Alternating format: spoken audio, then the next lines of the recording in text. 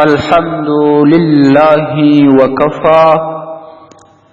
والصلاة والسلام على رسوله المصطفى وعلى آله وأصحابه أهل التقوى. قدرمندو محترمو درنو ورنو او پتمندو خويندو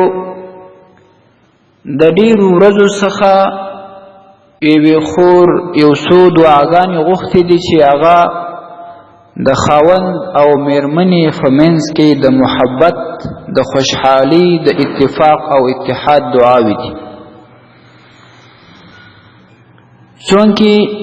زه د سفر په حالاتو کې یم، خو بیا هم دغه خور ته به دغه دعاوې ورواستوم چې الله رب العزت دغه دعاو په ذریعه باندې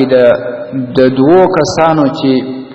خاوند او میرمن دي په منځ کې محبت او اتحاد او اتفاق، خوشحالي او سرور راسي، دا به زموږ لپاره هم کامیابي وي، د هغې لپاره به هم. په قرآن عظیم الشان کې رب العزت جل جلاله فرمایي: أعوذ بالله من الشيطان الرجيم بسم الله الرحمن الرحيم ربنا هب لنا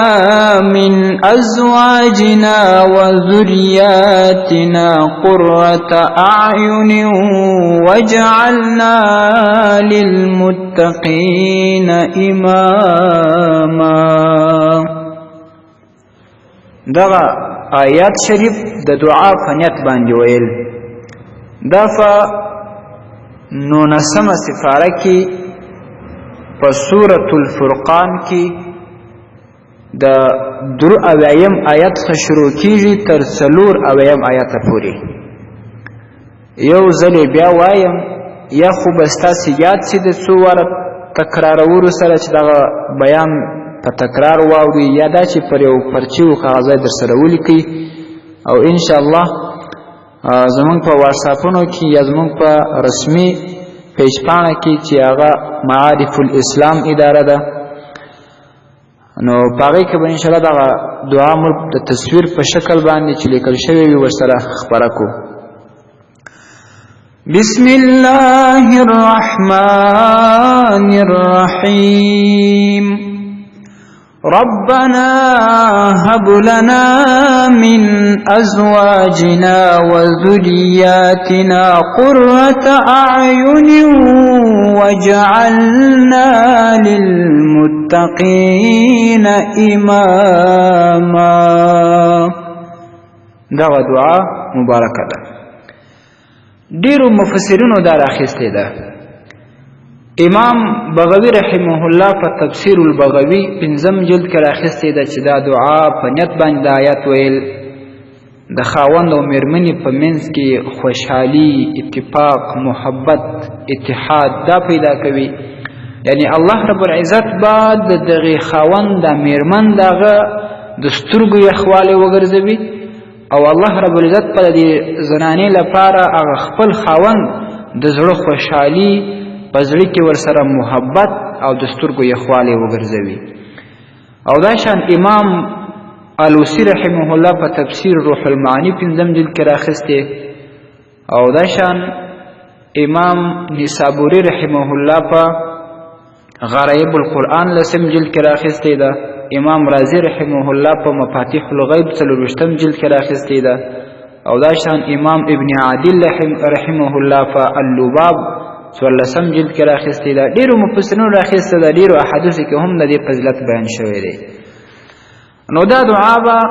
د شپې په حالاتو کې ډیر وایي. مثال یې څوک تهجد ته راکښېني دا دې وایي، یا تهجد پر وخت باندې دا دعا ویل،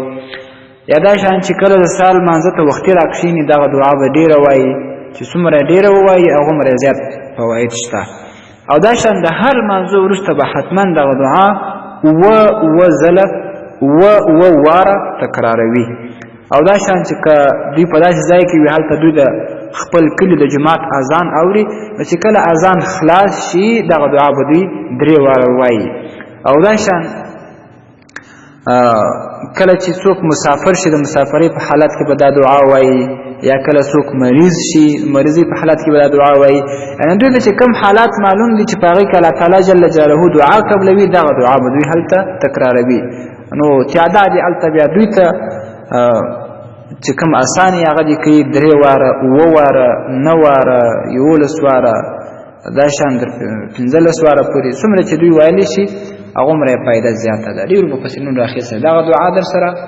وایاست ډېره او بله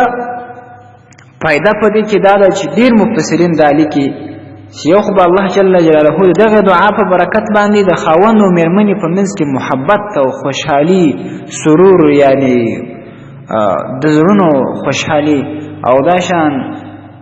په منځ کې اتحاد محبت دا ټول به د خاوند مېرمنې په منځ کې راسي د دې دعا بله فایده دا راځي چې الله جل جلاله به دغه انسان ته و دغه نارینه او دغه زنانه ته داسې صالح اولاد ورکړي چې هغه به د الله جل جلاله هم اطاعت کوي د نبي علیه الصلاة والسلام به هم اطاعت کوي د مور پلار به هم خبر او امر مني ډېرو احادیثو کې هم دره نقل شوې ده معززو د دې فواید نورم د دې تر څنګ زیات دي الله رب العزت و د انسان ته د دعا په برکت باندې بعضې مفسرین وایي چې رزق ورزیاتوي او دا شان په اولادونو کې برکت اچوي او ډېر فواید یې بیان شوي دي د دې تر څنګ یو د الله جل جلاله نوم هغه هم ورسره وایست د خپل خاوند او مېرمنې په منځ کې د محبت دپاره هغه د الله جل جلاله دغه نوم دی یا ودودو یا ودودو دا د هر لمانځه وروسته 21 واره وایه ډېر اسانه دی یا ودودو نو انشاءالله الله رب العزت مو په منځ کې محبت خوشحالي اتحاد و اتفاق پیدا کړي ستاسې ورور ستاسې د دعاو په هیله حکیم الله صابر الحنفي والسلام علیکم ورحمة الله وبرکاته